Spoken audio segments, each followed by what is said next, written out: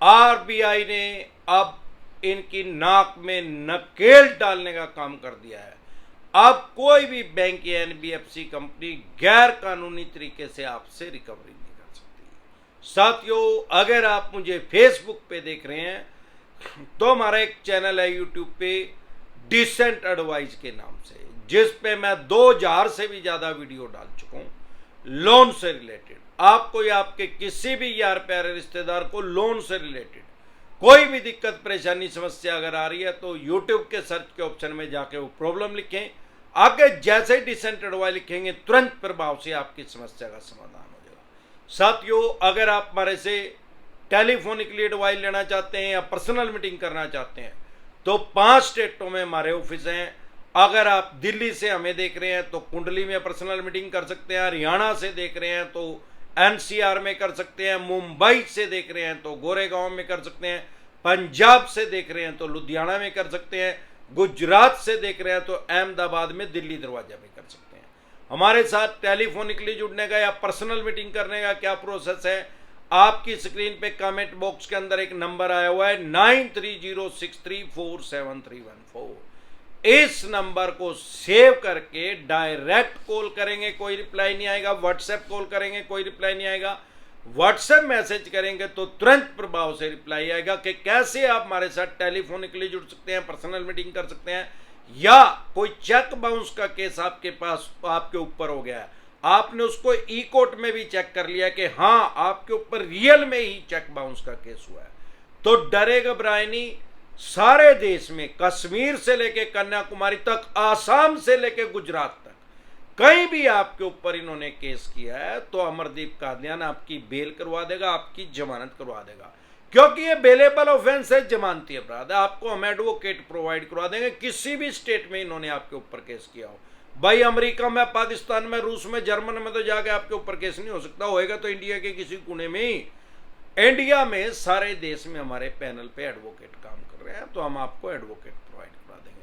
आपको एडवोकेट चाहिए बेल करवाने के लिए या हमारे से पर्सनल मीटिंग करनी है, कोई एडवाइस चाहिए, जो आपका 2 करोड़ का लोन है, 5 का, 25 का, 50 करोड़ का, डज नॉट मैटर के कितने करोड़ का है, कितने अरब रुपए का आपका लोन है, हर कानून हमारे देश का एक ही है।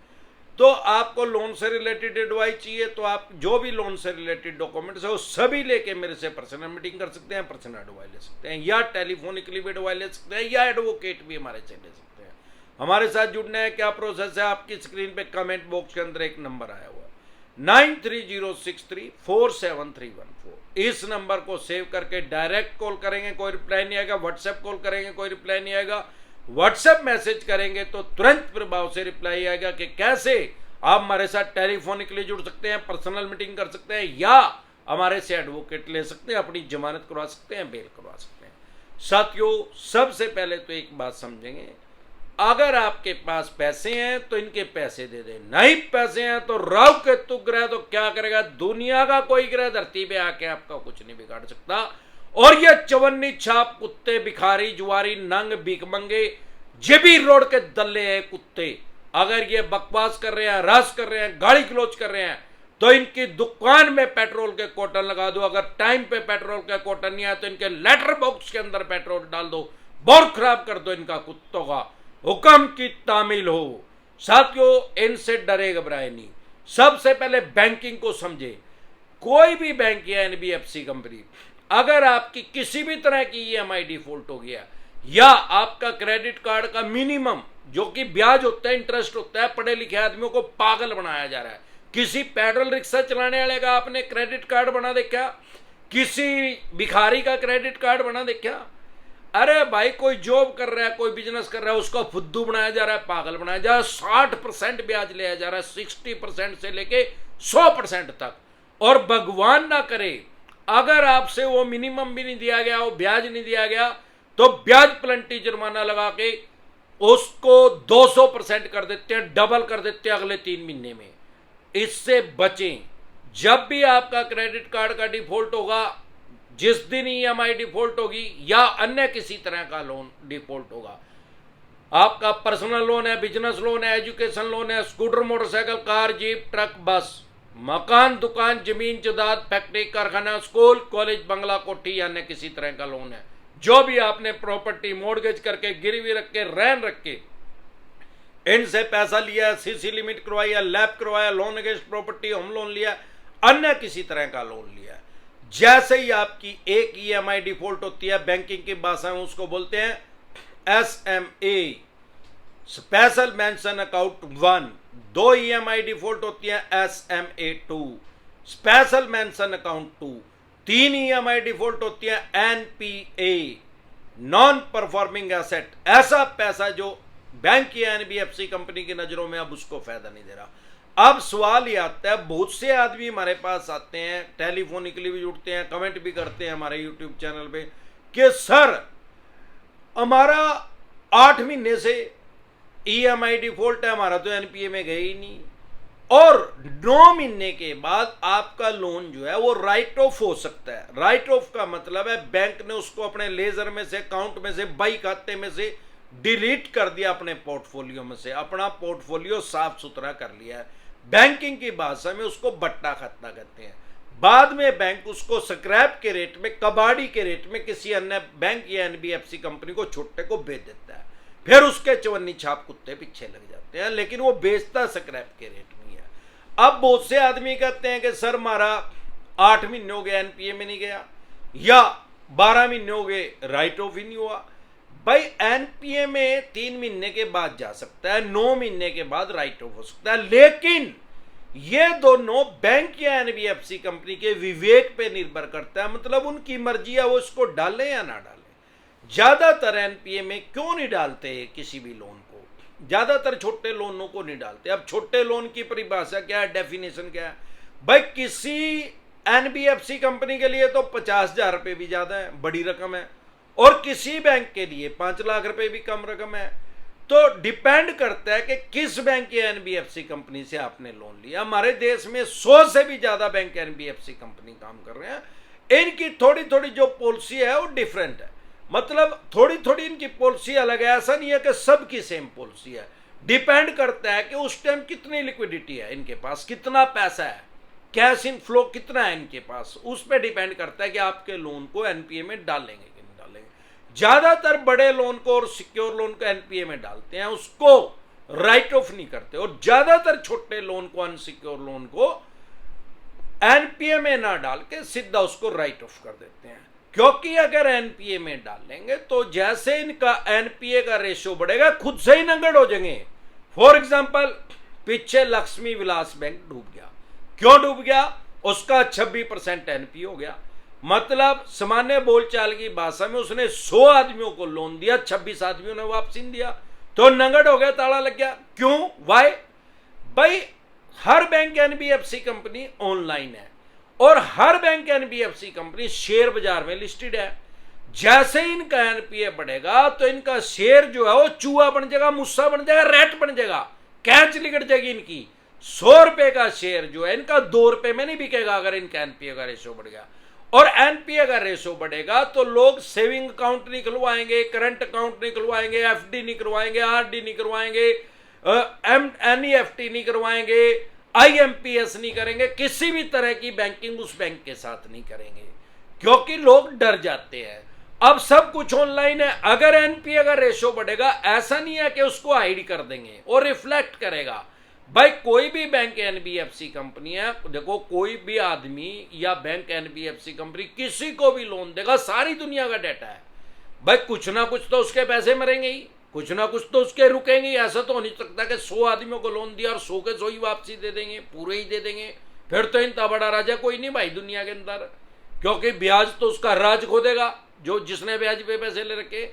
तो एक लिमिट है, अगर 26% तक 15% से भी जैसे ऊपर चला गया, 10% से 10 से 15% की ब्रैकेट में अगर आ गया तो ये रेड जोन में आ जाते हैं, लोग डरना शुरू हो जाते हैं। अब आरबीआई की गाइडलाइंस क्या है? भगवान ना करे जो बैंक में आपने पैसा रखा है अगर वो बैंक डूब गया, जैसे लक्ष्मी विलास बैंक डूब गया, उसको ताला लग गया, तो आपको सिर्फ 5 लाख रुपए मिलेंगे, भले ही आपके 5 करोड़ रुपए उसमें पड़े हो। 4 करोड़ 95 लाख रुपए आपके भी डूब जाएंगे बिना कुछ किए। तो लोग क्या करते हैं, अब उसमें भी कंडीशन है, जब तक ताला नहीं लगेगा, लॉक नहीं लगेगा, बैंक बंद नहीं होएगा, तब तक वो आपको 5 करोड़ रुपए देने से इनकार नहीं कर सकता। जिस दिन लॉक कर लग गया, दिवालिया घोषित हो गया, बंद हो गया, उसके बाद सिर्फ 5 लाख रुपए के मिलेंगे आपको, क्योंकि वो 5 लाख रुपए का हर आदमी का इंश्योरेंस हो रहा है।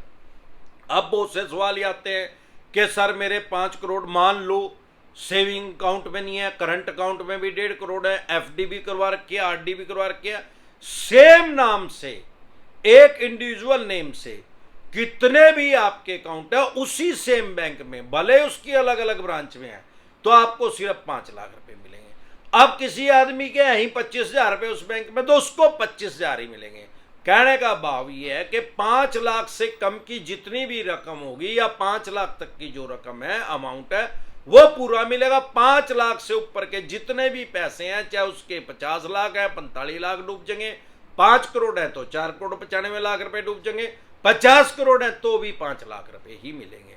इसलिए ये क्या करते हैं, खुद से नंगड़ होने से बचने के लिए, खुद से एनपीए इनका बढ़ने से बचाने के लिए उसको एनपीए में नहीं डालते, उसको राइट ऑफ कर देते हैं। आम लोग ये सोचते हैं कि भाई राइट ऑफ जो है हमारा तो लोन माफ हो गया। माफ नहीं होता लोन 10 रुपए का भी, कोई भी बैंक एनबीएफसी कंपनी माफ नहीं करता।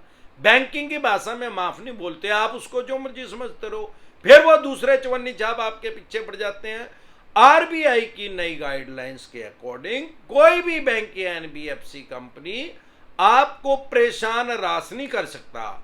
गाली गलौच तो बहुत दूर की बात, आपसे ऊंची आवाज में बात भी नहीं करवा सकता। अगर ये ऐसा कुछ कर रहे हैं, जैसे कि अमूमन करते ही हैं चवन्नी छाप कुत्ते, इन कुत्तों को इसी काम के लिए पाला गया है। नहीं तो कोई भी बैंक की एनबीएफसी कंपनी, अगर आपने उसके 10,000 रुपए भी देने या 10,000 रुपए के लिए भी आपके ऊपर केस कर सकता है। अब सवाल यह है कि 2 लाख रुपए के लिए भी क्यों नहीं करता भाई? वो तो मैंने बता दिया कि एनपीए में बढ़ेगा। अब उसको ये पता है कि अगर आपके ऊपर केस करेगा तो मान्य सुप्रीम कोर्ट तक जाते जाते 40-45 साल लगेंगे। सिविल का रोंग है तो कोई क्राइम तो किया नहीं, इसीलिए इन चवन्नी छाप कुत्तों को पाल रखा है। ये 40-45 दिन में ही पैसे लाके दे देते हैं। डरे घबराए नहीं, अपने राइट्स और अधिकार जान ले। 2 तरह के नोटिस को कभी भी अवॉइड ना करें। 138 जिसको सामान्य बोलचाल की भाषा में चेक बाउंस बोलते हैं। अगर आप चेक बाउंस को इग्नोर करेंगे तो आपका बेलेबल वारंटी इशू हो जाएगा। फिर भी इग्नोर कर रहे हैं, नॉन बेलेबल चल जाएगा। फिर भी इग्नोर उसको बार बार कर रहे हैं तो आपको पीओ घोषित कर दिया जाएगा। कोर्ट की भाषा में पीओ कहते हैं, सामान्य बोलचाल की भाषा में आपको भगोड़ा घोषित कर दिया जाएगा।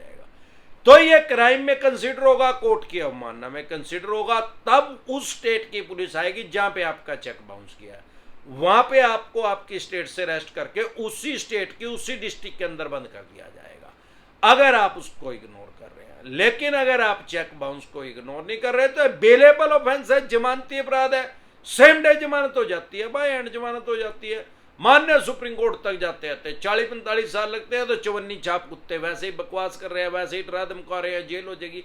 अरे कोई जेल नहीं होगी यार, तुरंत बेलेबल ऑफेंस है, जमानती अपराध है, सेम डे बाय एंड जमानत होगी। अमरदीप का ध्यान कह रहा है आपको लोन का आपका चेक बाउंस करवा दिया। ज्यादातर 1,000-2,000 किलोमीटर दूर करवाते हैं, करवा दिया कोई बात नहीं। कश्मीर से लेके कन्याकुमारी तक और आसाम से लेके गुजरात तक कहीं भी आपका केस इन्होंने चेक बाउंस किया है और आपको बेल करवानी है, जमानत करवानी है, तो अमरदीप का ध्यान आपको एडवोकेट प्रोवाइड करवा देगा। अगर आप हमारे साथ टेलीफोनिकली जुड़ना चाहते हैं, पर्सनल मीटिंग करना चाहते हैं, या आप हमारे से एडवोकेट लेना चाहते हैं, तो आपकी स्क्रीन पे कमेंट बॉक्स के अंदर एक नंबर आया हुआ है 9306347314। इस नंबर को सेव करके डायरेक्ट कॉल करेंगे, कोई रिप्लाई नहीं आएगा। व्हाट्सएप कॉल करेंगे, कोई रिप्लाई नहीं आएगा। व्हाट्सएप मैसेज करेंगे तो तुरंत प्रभाव से रिप्लाई आएगा कि कैसे आप हमारे साथ टेलीफोनिकली जुड़ सकते हैं या पर्सनल मीटिंग कर सकते हैं। एक बार जोर से मिलकर नारा लगाएंगे, जय ससुराल वालों की।